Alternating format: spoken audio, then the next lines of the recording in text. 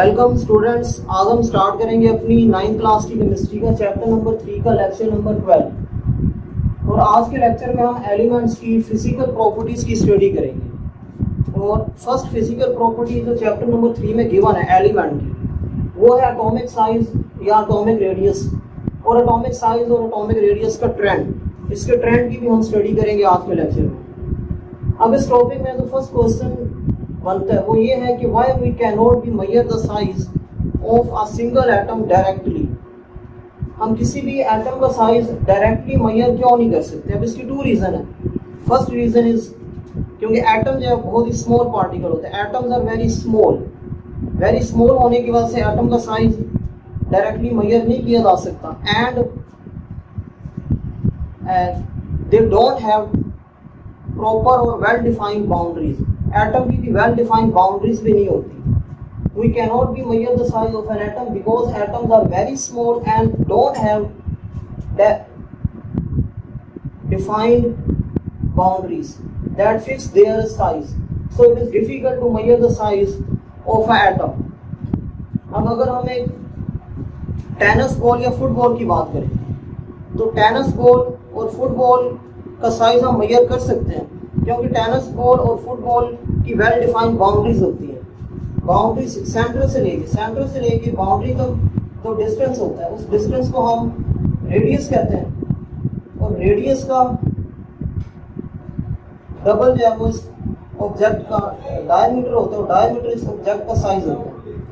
यानी tennis ball का हम रेडियस और साइज मेजर कर सकते हैं, लेकिन अगर एटम की बात करें तो एटम का साइज हम मेजर नहीं कर सकते, क्योंकि एटम की भी वेल डिफाइंड बाउंड्रीज ही नहीं होती।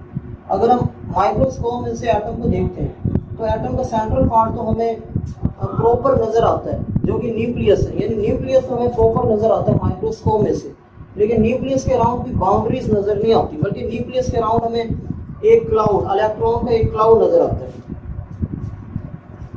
इसलिए हम एटम का साइज डायरेक्टली मेजर नहीं कर सकते, क्योंकि एटम की भी वेल डिफाइंड बाउंड्रीज ही नहीं होती। टेनिस बॉल और फुटबॉल का तो कर सकते हैं, लेकिन एटम का नहीं कर सकते, क्योंकि एटम की वेल डिफाइंड बाउंड्रीज नहीं होती और टेनिस बॉल और फुटबॉल की वेल डिफाइंड बाउंड्रीज होती है। लेकिन एक जो कॉमन मेथड होता है एटम का साइज मेजर करने के लिए, वो ये है कि हम सपोज करते हैं एटॉमिक साइज क्या होता है? हम सपोज करते हैं तो एटम का साइज है, या हम एज्यूम करते हैं the size of an atom is to assume that atoms are spheres. हम एज्यूम करते हैं कि एटम का साइज क्या है? स्फीयर है। एटम जो है वो सर्कुलर है या स्फीरिकल है। चैप्टर नंबर 2 में जितनी भी थ्योरीज आपने स्टडी की थी, चैप्टर नंबर 2 में टोटल जो है वो 3 थ्योरीज थी अबाउट एटम्स जो आपने स्टडी की थी। थ्योरी फर्स्ट थ्योरी क्या थी? उसमें प्लम पुडिंग थ्योरी थी, जो कि जे थॉमसन ने इंट्रोड्यूस करवाई थी। अब प्लम पुडिंग थ्योरी हमें यही कहती है कि एटम जो है वो स्फीरिकल होता है। और अगर हम रदरफोर्ड और नील बोहर एटॉमिक थ्योरी की बात करें तो उन्होंने भी यही कहा था कि एटम जो है वो स्फीरिकल होता है। एटम में 2 पार्ट्स होते हैं। फर्स्ट पार्ट जो है वो सेंट्रल पार्ट होता है। सेंट्रल पार्ट उस एटम का न्यूक्लियस होता है, और न्यूक्लियस के अराउंड सर्कुलर पाथ होते हैं, लेकिन वो सर्कुलर पाथ वेल डिफाइंड नहीं होते। उन सर्कुलर पाथ में इलेक्ट्रॉन रिवॉल्व करते हैं, यानी न्यूक्लियस के अराउंड एक इलेक्ट्रॉनिक क्लाउड होता है। तो इन्होंने भी यही कहा था इन साइंटिस्ट ने कि एटम जो है वो स्फीरिकल होता है। जब 2 एटम एक दूसरे के कम क्लोज आएंगे तो उनकी बाउंड्रीज एक दूसरे को टच करेंगी। अब हमें एटम की बाउंड्रीज का नहीं पता, लेकिन जब एटम एक दूसरे के मोर क्लोज आना स्टॉप हो जाएंगे, जब एटम एक दूसरे के मोर क्लोज नहीं आएंगे, तो हम ये समझ लेंगे कि उनकी बाउंड्रीज ने एक दूसरे को टच किया। उनकी बाउंड्रीज भी हमें नजर नहीं आएंगी, वेल डिफाइंड नहीं होती, हमें नजर नहीं आएंगी, लेकिन हमें आइडिया होगा कि एटम की बाउंड्रीज ने उनको टच किया। जब एटम स्टॉप हो जाएंगे मोर फर्दर क्लोज होना, जब फर्दर एटम एक दूसरे के क्लोज नहीं आएंगे, तो हम समझ आएंगे, हम आइडिया हमें मिल जाएगा कि एटम की बाउंड्रीज ने एक दूसरे को टच किया। और एटम के जो न्यूक्लियाई होते हैं, न्यूक्लियाई हमें माइक्रोस्कोप में से नजर आते हैं, और न्यूक्लियाई के बिटवीन जो डिस्टेंस है वो हम मेजर कर लेंगे, फिर उस डिस्टेंस का हाफ लेंगे, और हाफ जो है वो उस एटम का रेडियस होगा, और रेडियस का डबल करेंगे तो वो डायमीटर, और डायमीटर उस ऑब्जेक्ट का साइज होता है। ये एक कॉमन मेथड होता है एटम का साइज, एटम का एटॉमिक साइज या एटॉमिक रेडियस कैलकुलेट करने के लिए। एक सिंगल एटम का तो हम एटॉमिक साइज या एटॉमिक रेडियस कैलकुलेट नहीं कर सकते, लेकिन 2 एटम को अगर हम कंबाइन करें तो 2 एटम का हम एटॉमिक साइज या एटॉमिक रेडियस कैलकुलेट कर सकते हैं। अब एटॉमिक रेडियस क्या होता है? Atomic radius half of the distance between the nuclei of the 2 bonded atom, यानी 2 बॉन्डेड एटम के न्यूक्लियाई के बिटवीन जो डिस्टेंस होता है उस डिस्टेंस का हाफ अगर हम लें तो उसको हम एटॉमिक रेडियस का नेम देते हैं। Is referred as the atomic radius of the atom. ये एटॉमिक रेडियस की डेफिनेशन है, ये एटॉमिक साइज है और ये इस शॉर्ट क्वेश्चन का आंसर है। इसके बाद एटॉमिक रेडियस की एक एग्जांपल हम करने लगे। यहाँ पे उसने 2 कार्बन एटम लिए, कार्बन एटम की उसने एग्जांपल लिखी है आपकी बुक में। वो कहता है कि 2 कार्बन एटम्स, अब सिंगल कार्बन एटम का रेडियस तो हम रेडियस या एटॉमिक साइज हम कैलकुलेट नहीं कर सकते, क्योंकि सिंगल कार्बन एटम की भी वेल डिफाइंड बाउंड्रीज हमें नजर नहीं आएंगी। हम 2 कार्बन एटम लेंगे और 2 कार्बन एटम को एक दूसरे के कम क्लोज करेंगे, come close to each other. जब वो 2 कार्बन एटम मोर क्लोज होना स्टॉप हो जाएंगे, यानी वो फर्दर एक दूसरे के करीब नहीं आएंगे, तो हम समझ जाएंगे कि उनकी बाउंड्रीज ने एक दूसरे को टच किया। और हम माइक्रोस्कोप की मदद से, माइक्रोस्कोप में न्यूक्लियस हमें नजर आते हैं, माइक्रोस्कोप की मदद से हम इन बोथ न्यूक्लियाई के बिटवीन जो डिस्टेंस होगा उस डिस्टेंस को मेजर करेंगे, फिर उसका हाफ लेंगे। वो हाफ एक सिंगल एटम का एटॉमिक रेडियस होगा, और एटॉमिक रेडियस को डबल कर दें तो वो डायमीटर होता है, डायमीटर उस ऑब्जेक्ट का साइज होगा। इस तरह से हम किसी भी एटम का एटॉमिक रेडियस या एटॉमिक साइज कैलकुलेट कर सकते हैं। अब यहाँ पे उसने 2 कार्बन एटम लिए, जब कार्बन एटम मोर फर्दर क्लोज होना स्टॉप हो जाएंगे तो हम अंडरस्टैंड कर लेंगे, हमें ये आइडिया मिल जाएगा कि इनकी बाउंड्रीज ने इनको टच किया, और हम इन बोथ न्यूक्लियाई के बिटवीन जो डिस्टेंस है वो कैलकुलेट करेंगे। कार्बन एटम के न्यूक्लियाई के बिटवीन जो डिस्टेंस है तो कैलकुलेट किया गया, वो 154 पिकोमीटर है। पिकोमीटर जो है ये एटॉमिक रेडियस का यूनिट होता है, पिकोमीटर, या फिर नैनोमीटर भी हम यूज करते हैं समटाइम। नैनोमीटर भी एटॉमिक रेडियस का यूनिट होता है, या फिर एंगस्ट्रॉम भी हम यूज करते हैं। अब ये 2R जो है वो बेसिकली रेडियस है इन बोथ न्यूक्लियाई के बिटवीन। इनका अगर हाफ कर दें, यानी 154 का हाफ कर दें तो वो 77 पिकोमीटर है, और 77 पिकोमीटर 1 कार्बन एटम का एटॉमिक रेडियस है। और अगर हम साइज की बात करें तो इस 77 पिकोमीटर को डबल कर देंगे, 154 पिकोमीटर। 154 पिकोमीटर कार्बन एटम का एटॉमिक साइज है, और अगर हम एटॉमिक रेडियस की बात करें 1 कार्बन एटम की तो वो 77 पिकोमीटर है। ये हमारे पास एक मेथड होता है जिसकी मदद से हम एटम का एटॉमिक साइज या एटॉमिक रेडियस कैलकुलेट कर सकते हैं। अब हम एटॉमिक साइज के ट्रेंड की स्टडी करेंगे। सबसे पहले हम ट्रेंड इन पीरियड में देखेंगे। पीरियड में हम देखेंगे कि एटॉमिक साइज इंक्रीज होता है या डिक्रीज होता है। अब ये शॉर्ट क्वेश्चन इस तरह से बन सकता है, what is the trend of atomic size in a period. Period में एटॉमिक साइज का क्या ट्रेंड है? पीरियड में एटॉमिक साइज डिक्रीज होता है from left to right. When we move from left to right in a period the size of atom decrease. ये period में trend है एटॉमिक साइज का।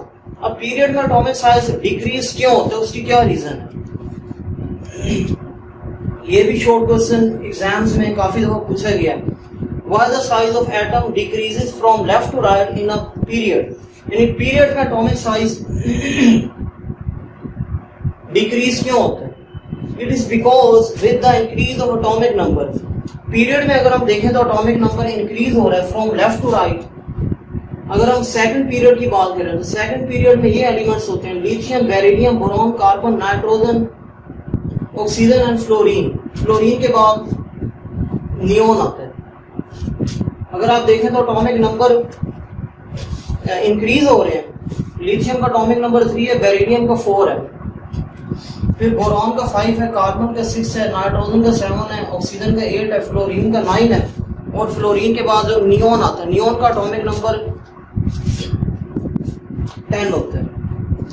अब एटॉमिक नंबर इंक्रीज होने से क्या होगा? एटॉमिक नंबर इंक्रीज होने से अफेक्टिव न्यूक्लियर चार्ज भी इंक्रीज हो जाएगा। The affective nuclear charge increases gradually. Affective nuclear charge भी इंक्रीज होगा। अब अफेक्टिव न्यूक्लियर चार्ज क्या होता है? किसी भी एटम के न्यूक्लियस के ऊपर जो चार्ज होता है उसको हम न्यूक्लियर चार्ज कहते हैं, और न्यूक्लियस के ऊपर पॉजिटिव चार्ज होता है, क्योंकि न्यूक्लियस में आपको पता है कि न्यूक्लियस में प्रोटॉन्स प्लस न्यूट्रॉन्स होते हैं, प्लस प्रोटॉन्स न्यूट्रॉन्स होते हैं। प्रोटॉन्स पे पॉजिटिव चार्ज होता है और न्यूट्रॉन पे जीरो चार्ज होता है। जीरो मीन न्यूट्रल, यानी न्यूट्रॉन न्यूट्रल होते हैं, इनके ऊपर कोई चार्ज नहीं होता।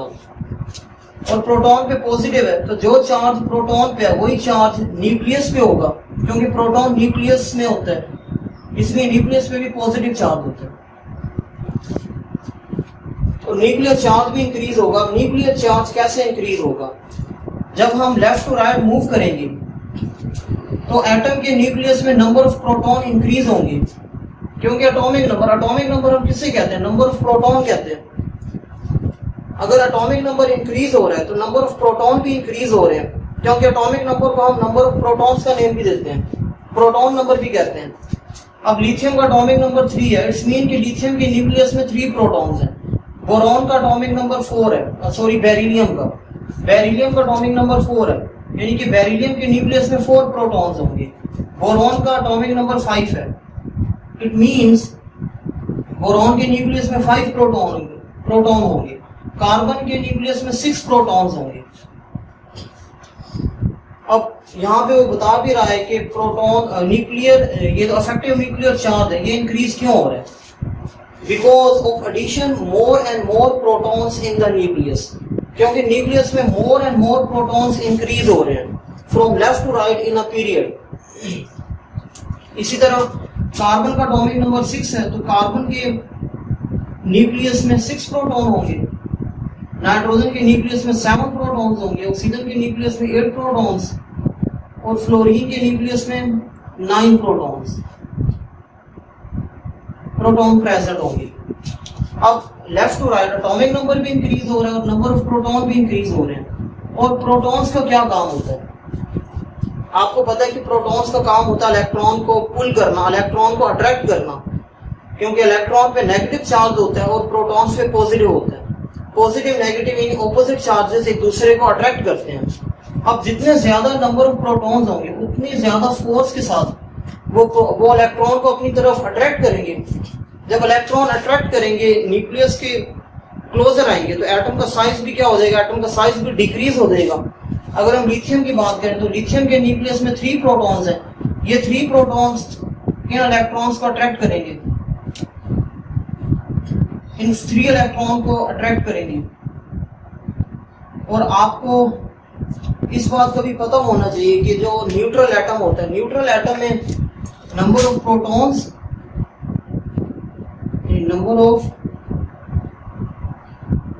इक्वल होते हैं नंबर ऑफ इलेक्ट्रॉन्स के। न्यूट्रल एटम में नंबर ऑफ प्रोटॉन्स और नंबर ऑफ इलेक्ट्रॉन्स इक्वल होते हैं। तो यहाँ पे 3 प्रोटॉन है, इट्स मीन के लिथियम के पास इलेक्ट्रॉन 3 है। अब ये 3 प्रोटॉन इन 3 इलेक्ट्रॉन को अट्रैक्ट करेंगे। ये 3 प्रोटॉन इस इलेक्ट्रॉन को भी अट्रैक्ट करेंगे, इस इलेक्ट्रॉन को भी अट्रैक्ट करेंगे और इस इलेक्ट्रॉन को भी अट्रैक्ट करेंगे। इलेक्ट्रॉन पे नेगेटिव चार्ज है, यानी ये positive charge in negative charge को अट्रैक्ट करेंगे। और अगर हम बेरिलियम की बात करें तो बेरिलियम में 4 प्रोटॉन्स हैं, यहाँ पे 3 प्रोटॉन थे। 3 प्रोटॉन इन इलेक्ट्रॉन के ऊपर फोर्स लगाएंगे और इनको अपनी तरफ अट्रैक्ट करेंगे। और यहाँ पे 4 प्रोटॉन हैं, 4 प्रोटॉन मोर फोर्स लगाएंगे as compare to 3 proton. 3 proton जितनी फोर्स लगा रहे थे इन इलेक्ट्रॉन को अपनी तरफ अट्रैक्ट करने के लिए, 4 प्रोटॉन्स उससे ज्यादा फोर्स लगाएंगे। ये 4 प्रोटॉन्स इस इलेक्ट्रॉन को भी अट्रैक्ट करेंगे, इसको भी अट्रैक्ट करेंगे, इसको भी और इसको भी। यानी जितने इलेक्ट्रॉन शेल में प्रेजेंट है उन शेल्स को मोर फोर्स के साथ अट्रैक्ट करेंगे, यानी ग्रेटर फोर्स लगाएंगे। जब वो ग्रेटर फोर्स लगाएंगे तो ये इलेक्ट्रॉन इन प्रोटॉन के कम क्लोज आएंगे और एटम का साइज क्या होगा? कॉन्ट्रैक्ट होगा, यानी डिक्रीज हो जाएगा।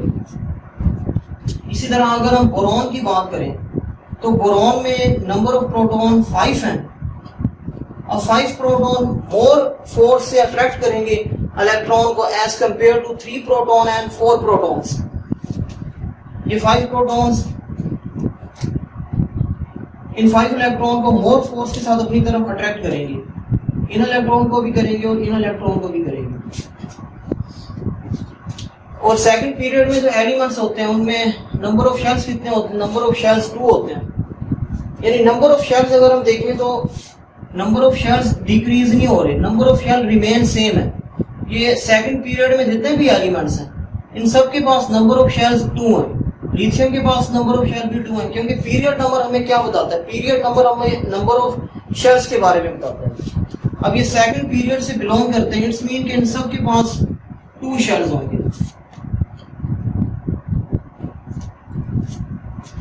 But on the other hand, यहाँ पे वो इसको मेंशन भी कर रहा है बुक में, but on the other hand addition of electron takes place in the same valence shell.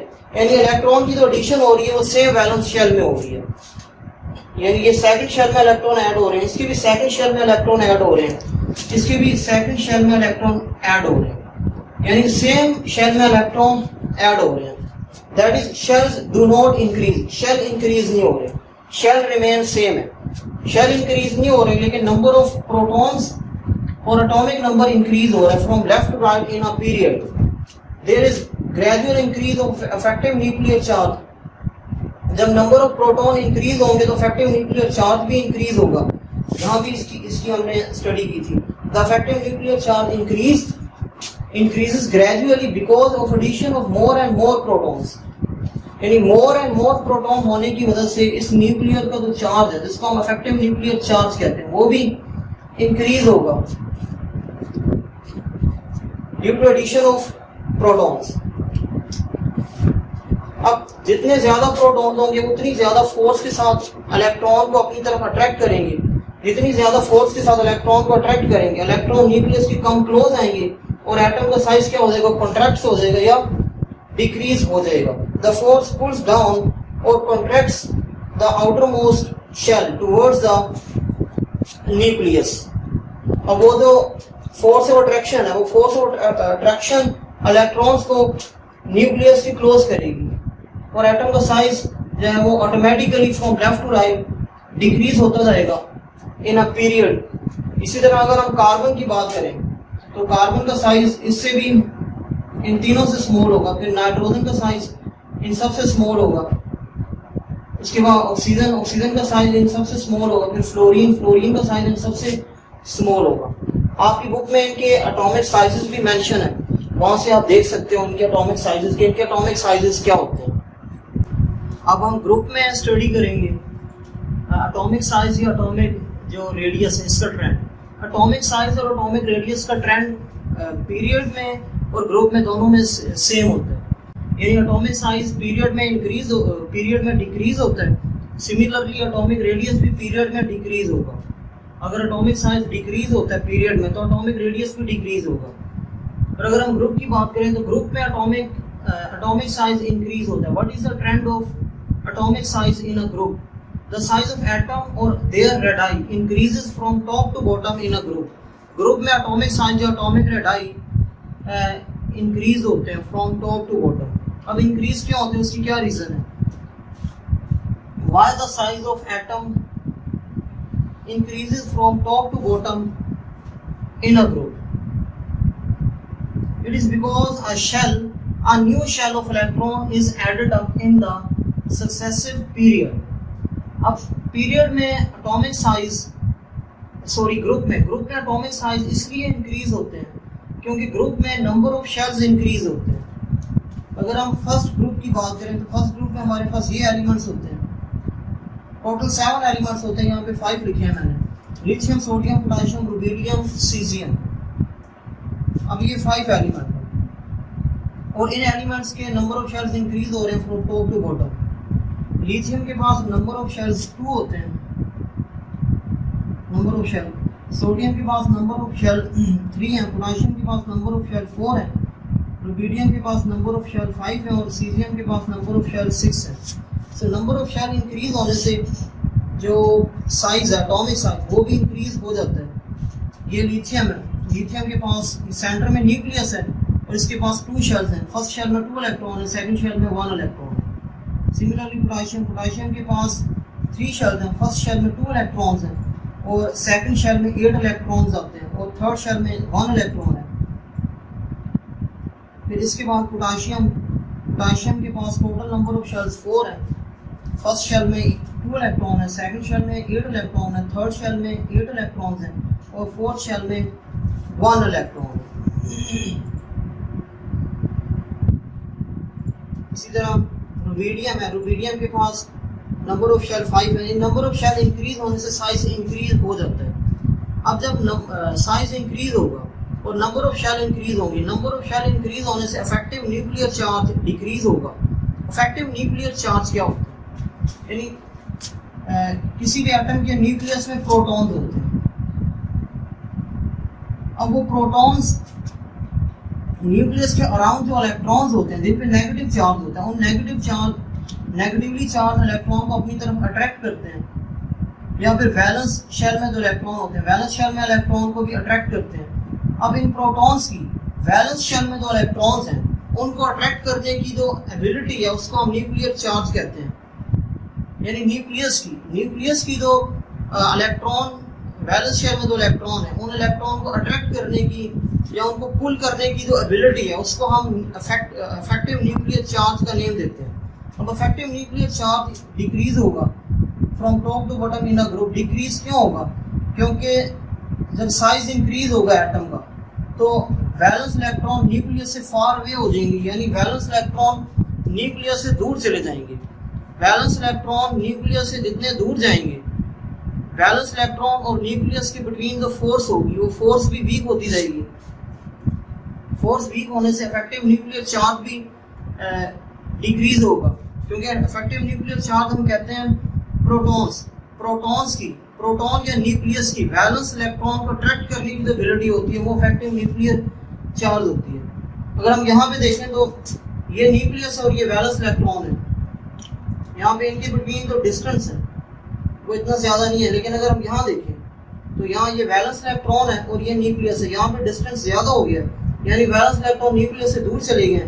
और अगर हम इस केस में देखें पोटेशियम के केस में, तो पोटेशियम में वैलेंस इलेक्ट्रॉन न्यूक्लियस से और ज्यादा दूर होते जा रहे हैं। न्यूक्लियस से जितने ज्यादा दूर होंगे वैलेंस इलेक्ट्रॉन, न्यूक्लियस का जो इफेक्ट होगा उन वैलेंस इलेक्ट्रॉन के ऊपर वो भी उतना ज्यादा वीक होगा, जिसकी वजह से इफेक्टिव न्यूक्लियर चार्ज डिक्रीज होगा, which decreases the effective nuclear charge.